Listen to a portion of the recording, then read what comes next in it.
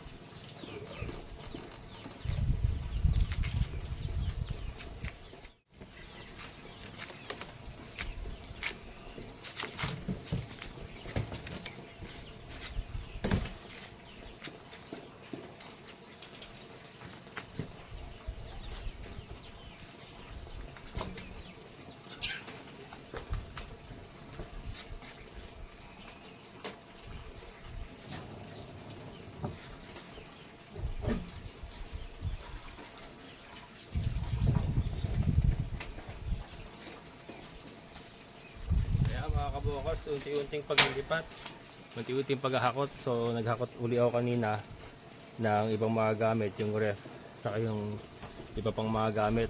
Unti-unti lang hanggang sa madala namin lahat itong mga kailangan namin. Kaya mga kabokals, so update muna ako sa ating aquaponics. So far so good naman. Yan, ating mga manok oh, ganda na ng laki ng ating mga manok oh. Yung mga palahi na po natin na decal brown yan mga kabukals oh. Kakain na sila uli hapon na. Yung mga lalaki dyan pangkatay lang natin, yung mga babae lang ang itutuloy natin dyan. Wala tayong itutuloy na lalaki dyan, lahat puro babae lang. Meron ako namimisa ngayon mga kabukals, dami yun. Yan oh, ito.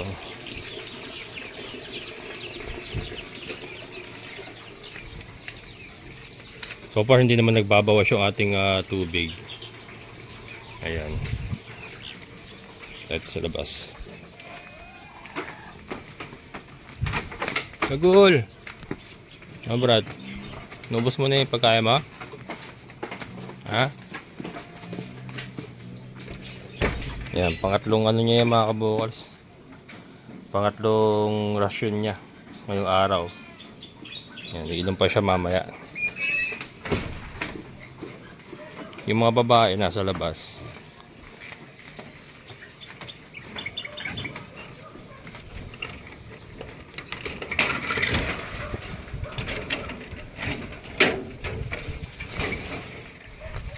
Yan. So far wala namang naging problema. Yung ating PVC pipe ay holding naman. And ayan oh. Katatapos lang ng matinding init pero ano, sariwa-sariwa naman yung ating mga patola. Iba talaga pagka nasa tubig kasi talaga kahit anong init yan. Yung halaman talaga nakakalaban kasi meron siyang pinagkukunan ng tubig. Ito yung ating mga sitaw bumabagsak na oh. Pabagsakin talaga natin yung mga kabukals. Ang idea niya dito, halagyan natin ng mga balagbag yan para katayan nila. Ayan. Ito yung mga kambing, ayan. Tingnan natin yung ating ano, biofilter.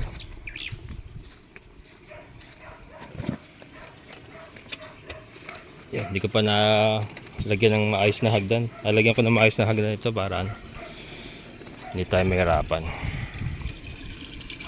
Yan yung ating biofilter. So far okay naman. Gagawa ko ng isa pa. Maganda siguro distress na PVC yung nalobat mga kabokals. Ang tuloy natin. Nalobat.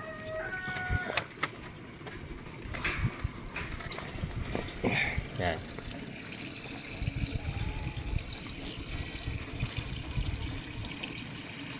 Yan, so ito yung ating biofilter. Ano to mga kabukals, ano natin, i-modify ko ulit ito. Papalitan ko ng detress itong intake. Papalitan natin ng detress para mas malaki. Pero yun, okay na yun. Yung outlet niya, okay na yan. Ito lang yung intake. Para mas malaki yung capacity niya. Yan kasi yung tubig po na yan. Yan, yung tubig po na yan. Yan po yung nanggagaling dun sa ating fish pan. Yan yung ating fish pan, di ba? Yan po yung nanggagaling sa ating fish pan. Kailangan kasi diyan lang siya sa PVC magdaan para sa ilalim siya lalabas, sa ilalim ng mga graba na yan. Tapos lulutang uli yung tubig, aangat. Pero ang pasok niya nasa ilalim yung PVC na yan. Ayan. Yan yung gagawin natin para ano, malakasan ko rin kasi pigil ito eh. Pigil po itong ating yan oh, pigil yan yung ating gripo. Malakas yung motor natin eh. Para malakasan natin ng konti, mas malaki yung holding capacity niya. Detress sakto kasi ano, magdadagdag ako ng yung pasingawan natin dito sa CR. Bibili ako ng detress na PVC. Sakto yung kalahati nun magagamit ko rito. Or ano, gagawa na lang ako ng isa pa siguro na ano, backup ba. Basta bahala na, pero ito i-improve natin ito mga kabukals. Papalitan natin ng detress yan. Tapos ayusin ko na yung isang ano, yung ginagawa natin na ano, na pang filter ng mga solid waste. Mamaya papakita ko bago tayo magtapos. Pero ito update po sa ating biofilter. So far okay naman siya, kaya lang ano, linisin po siya, linisin. Every other day kailangan lilinisin natin yung net. Otherwise sa apaw diyan sa PVC, umaapaw siya. Kasi sabog na eh, sumasabog na yung ano, sumasabog na yung labas ng tubig pagka madumi na yung net. Kaya maganda detress yung PVC natin para maipasok natin yung buong gripo sa loob. Para walang lalabas ba. Papasok lahat sa PVC. Para makapag-promote po tayo nung ma-convert po yung ammonia into nitrite and then to nitrate. Which is yung nitrate po, yun po yung pagkain ng ating mga halaman sa ating aquaponics system. Ayan. Yung nitrate. Diyan po nabubuo yun, may mga bacteria po dyan na gumagawa nun. Kino-convert nila yung ammonia into nitrite at saka nitrate. Para paglabas doon, pag pumasok sila dun sa outlet natin papunta sa PVC pipe, nitrate na yung lalabas. Para yun naman ang kakainin ng ating mga halaman. Ayan. So pero okay naman yung ating mga halaman mga kabukals. Itong ganda nga ng tubo nito mga ito. Ayun. Ano na, nagkakaroon na ng balbas oh. Balbas ba yan? Yung pangkapit nila. So yan, umpisa na yan. Kakapit na yan pataas mga kabukal. So, kahapon nga natin nilipat. So this is day 2 para sa kanila. Dito sa ating aquaponics. Day 2. At sana naman wala na maging problema. Pero ayan. Nasarahan naman na yung ayan nyo. Kasi dyan tayo nagkaroon ng problema talaga eh. Yung diyan nagsisimula yung crack eh, sa labi na yan eh, yung binutas namin. Pero ayan no, nakita nyo, nasarhan po nung elastomeric natin. Yan, nasarhan siya. So yan, hopefully yan po ay nakakatulong para ma-prevent yung pag-crack. And then yung mga suporta po na nilagay natin nga. Ayan, yung mga posting, additional na poste, saka itong bakal na balagbag na pinagpapatungan nila. Lahat po yan nagtutulong-tulong at sana naman ay ano, maging okay na para tuloy-tuloy na po yung ating sistema. Yan. So ito po tinatakpan ko ito. May takip yan. Lalo na pagka mainit kasi. Yan. Yan mga kabukals. Nakpan na natin. Ayan siya. May takip pang isa yan. Itong ano, plywood. Dito naman sa ibabaw yan para protection ng takip. So may takip na siya and then may protection po yung takip. Para hindi lumutong sa araw. Ayan siya. Ayan yung ating aquaponic system.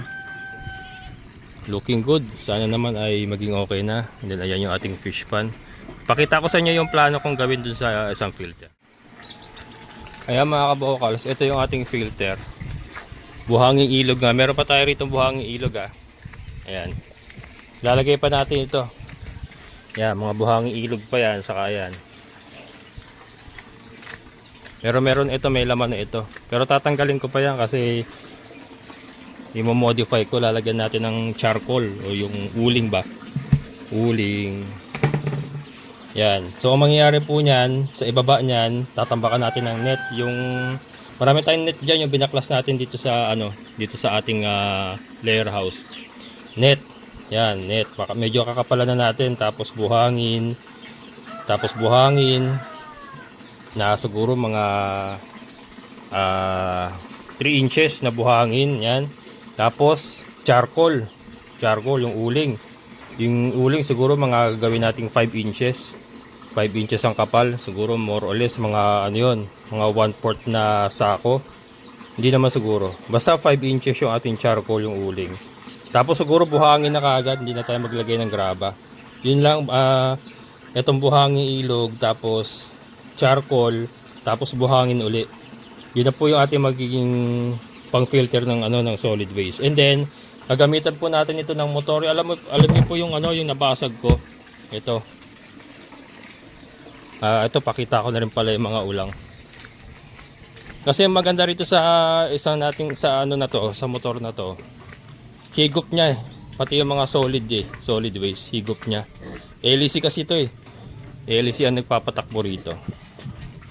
Ayan yung ganito. Kaya lang ito kasi nabasag ko ito Ayan nabasag ko yan Ayan ginawa ko lang ng paraan. Ganyan po yung bibili natin. Ayan Ito kasi may nguso pa ito May nguso pa mahaba yan na butas-butas. Yun ang panghigop niya.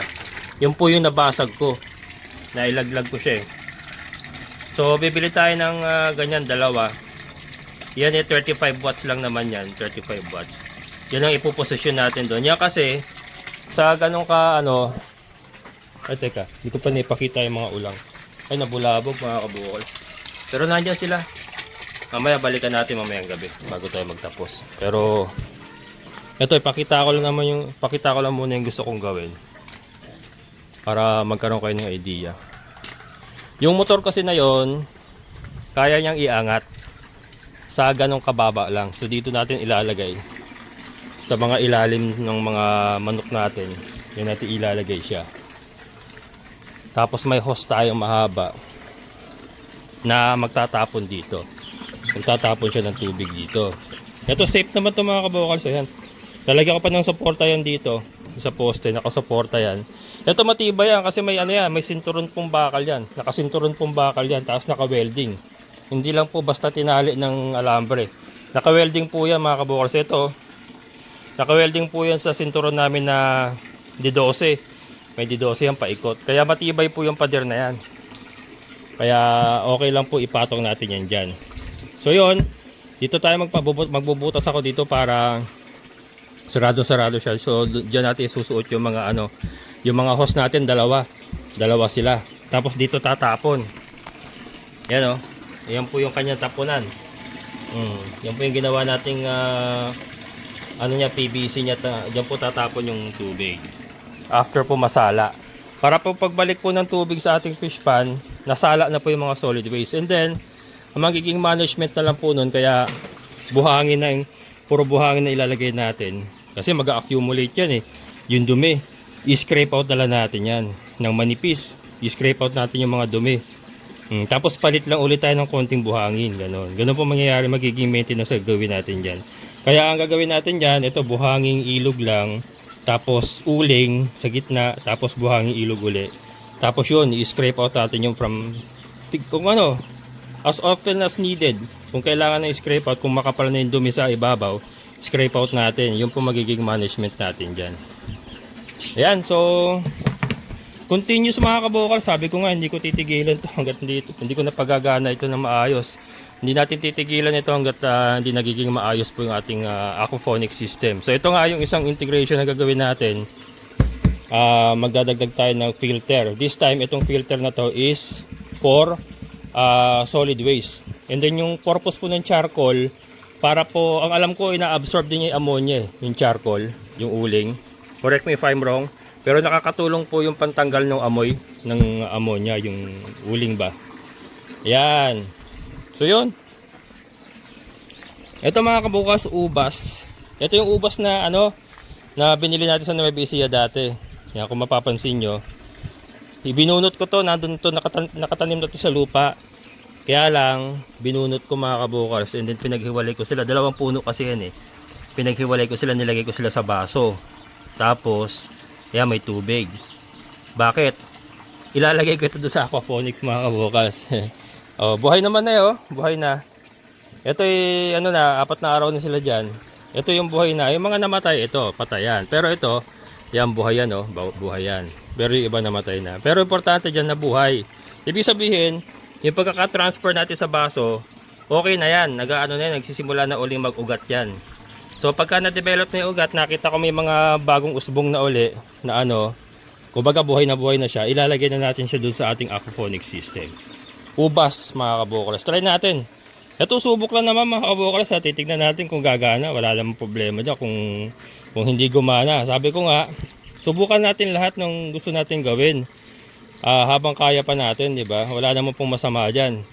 So, it's never too late hangga't nakakikilos pa tayo, hangga't nakapag-iisip pa tayo. Gawin natin, di ba? Malay nyo mabuhay siya rin sa ating aquaponics. Hindi meron tayong ubas dun sa ating aquaponic system, di ba? So, yan, kaya nga kumbaga ginaya ko yung magiging sitwasyon niya sa aquaponics kasi ganyan-ganyan po ang lubog niya sa aquaponics. So may tubig siyang ganyan, tapos nakabaso siya. Ubas, mga kabukals. Ang dami na magre-react dyan. Ano ba yung pinagagawa mo? Puro katarantaduhan ka. Wala naman po tayo pinipirvisyon tao mga kabukals. Ano naman po ba masama sa ginagawa ko? Wala naman po ako pinipirvisyon ibang tao. So yun, update ko po kayo dyan kung magsasucceed po yung ating ubas. Kung mabubuhay po siya sa aquaponics. Yan, try lang. Ayan mga kabukas, yung ulang natin, mamaya silipin natin bago tayo magtapos. Ayan, naglagay tayo ng konting pagkain. Starter, pero malabo na tubig. So papalit tayo bukas ng tubig mga kabukals. Pero walang namamatay, so far so good, walang namamatay. Ang dami nila sa loob ng PVC. Ayan. Parang ang daming nagmo-molting kasi marami ako nakikita na pinaghubaran. Yung pinaghubaran na balat ba. Yung laki ng isa na yun, Laki, kita niyo ba?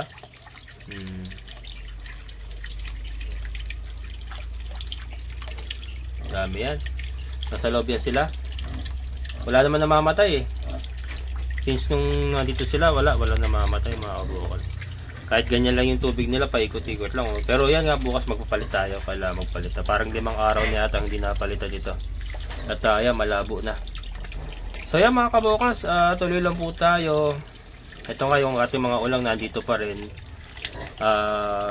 Parang nagagamay ko na nga yung pag-aalaga ng ulang.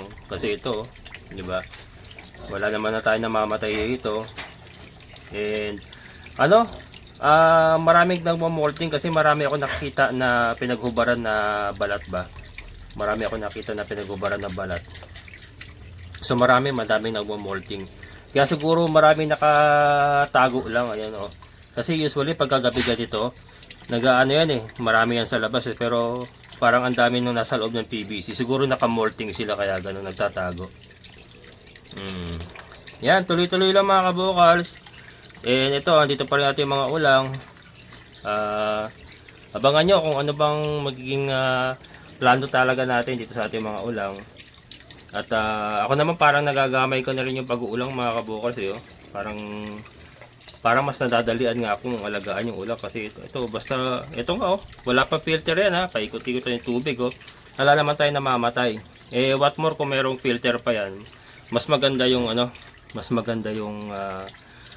pag-aalaga natin ng ulang. So parang training ground na nga rin po ito sa ating pag-uulang. So yan, tuloy-tuloy lang po tayo sa ating mga projects, yung aquaponic system natin.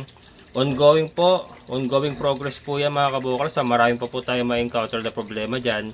Pero yun nga, hindi natin titigilan. Ayan, Hanggang dito na lang. Maraming salamat sa inyong muling pagsama. Amazing na buhay.